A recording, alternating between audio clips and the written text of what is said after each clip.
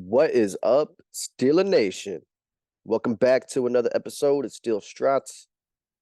Man, today we are going to go through some week one bets that I really like on the Steelers. If you're a 49ers fan, so I love, but I'm only placing bets on the Steelers. I'm not doing any 49ers stuff, but I will talk about the game and why I like these bets. So, first off, I like the money line, of course, but let me refresh. Okay, there it goes. I like the money line for the Steelers. I think Bosa not practicing since January. Kittle's a little banged up. Hufanga has been a little banged up. Those guys still. Hufanga's probably going to play. I don't really know the news on Kittle, but and Bosa may be limited. So first and foremost, I like the spread on that because I love the Steelers defense as well. I know the 49ers have incredible weapons, but them traveling to from West Coast to East Coast, a bunch of their guys haven't practiced too much. Significant guys. So yeah, I like the spread if you want to be a little safer, but the money line pays out a little better. So I do like the money line on that. So it's like pick whichever one you feel more comfortable with. And then anytime touchdown scores, I like Najee and Deontay Johnson. I know Deontay Johnson didn't get one last season, but I'm going to continue to bet until he does because until he does, that line's just going to get better and better because less people are going to bet on it. And then Najee, I just think this offense is going to be able to move down the field. I don't think they'll score a lot of points, but I think they'll be able to put up a lot of good drives. And they struggled in the red zone last year, and they didn't score from outside the red zone hardly any. I think they had like one or two touchdowns outside the red zone. So I think they'll get close, and if they get close, I think Najee pops it in. And I do expect them to start scoring more outside of the red zone this year. But just against the 49ers defense, I don't know if that's really prudent to, project for this game. All right, what else do I have here? Kenny Pickett over 13 and a half rushing yards. We know Kenny likes to go on the move, man. The play breaks down, which I think a good amount of plays may break down because 49ers front, whoo, got Armstead, got Stein Javon Hargrave, obviously Nick Bosa, Fred Warner, Greenlaw. They have another linebacker too. I'm blanking on his name, but they're all good. They're all good. And then Hufanga in the secondary, and Ward also in the secondary. Yeah, just think some guys might be covered on the back end. Pass rush starts getting to the back. Kenny evades the pocket. I can see one. I can see one of his yards going over 13 and a half. So for the entire game, yeah, I like that line a lot. And then alternative passing yards, Kenny over 200. 49ers secondary was ranked in the 20s, somewhere in the 20s range last year.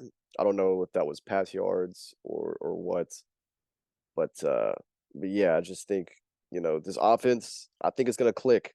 And again, 49ers have a fantastic defense, so I really don't know what to expect. They'll probably get a few sacks on Kenny, but I think this will be a pretty close game. And in the fourth quarter, these teams are going to have to start throwing the ball. So I I think Kenny over 200 is a good bet. I could see two plays going for 100 in themselves with George Pickens and then Calvin Austin. I expect Calvin Austin or Anthony McFarland to make a pretty long, explosive play. And then George Pickens, we can always expect at least him to catch one for like 30 yards. That seems to happen every single game he's played in. So that leads me to my next bet. George Pickens 40 plus yards. Like again, we've seen him get that in one play. He had two plays over 30 yards in the preseason. And they're gonna be able to throw the ball downfield. I think they're gonna have this offense gonna have many more explosive plays this year. And I think it starts week one because I don't think the 49ers are going to necessarily expect it. It's going to take a while for teams to start adjusting to what I think the Steelers are going to do. A lot of we all know that we haven't had really speed in the recent years, we haven't been able to have an explosive offense, so defenses don't have to, cheat back a little bit. They can play up, and they have been, and we just haven't been able to take advantage of, you know, explosive plays downfield, and I think that happens this game. And the Deontay Johnson 40+ yards as well. I think these are both alternative receiving yards, but if you parlay them together, make a little bit more bread. Um, what I like to do is I like to find lines that are like minus 200 or 300, so they're pretty safe bet. They're not locks, but they're pretty safe, and just parlay like three minus 200 lines together, and it usually makes the odds about even, if not better. And put 50 down, win 50, payouts 100, and it's safer than just doing $150 bet on a plus 200 odd figure or line, if you will. So yeah, I like both of those. And then under 47.5 points. Again, everybody talks about how great the 49ers defense is. I don't expect the Steelers to be putting up 30 on them. I think in the 20 to 24 range is probably where the Steelers are gonna be, and then I expect the Niners to be in the 13 to 20 range. And so if it's 24-20, that's very realistic in my opinion, and that might be a little high. So under 47.5, that's an alternative line. The actual line is 40 and a half, right? 41.5. So again, I like to take a little safer bets and parlay them together. For example, I'll delete some of these other touchdown scores and stuff. But if you just do these, under 47.5, Kenny, we won't even do this one, over 13.5 rushing yards, because that's not even an alternate line. So Deontay Johnson and Pickens both going over 40, Kenny going over 200, under 47.5. Put 50 down, you win 200. So and then the payout on that would be like 254, because that's to win. It's not to be paid out. So I think I might do this bet right here. I think this is a pretty good looking bet. And even if the 200 passing yards scares you, you put 50 down on Pickens and Deontay under 47.5, you win 153. You wouldn't even take that out.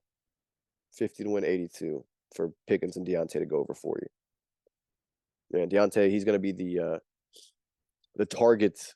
He's gonna have the majority of the target share. He's gonna be the target machine. By the end of the season, I did a video the other day about season lines. You can go check that out on my channel about lines for the season in their entirety. And I took the over on Pickens and Johnson. They're both 800.5. I expect both these guys to go over 1,000. So yeah, I think you can expect these guys to get 60 to 70 yards average a game. Obviously, they're both going to have games where they go over 100. And so yeah, in regards to the actual game, again, I think the Steelers are going to win. Some things to keep an eye on: how our offensive line does against their defensive line, their front seven. 49ers and Steelers, in my personal opinion, have the two best front sevens in football. You can put the Eagles up there too. But yeah, so Isaac Seumalo and Javon Hargrave were teammates just a year ago.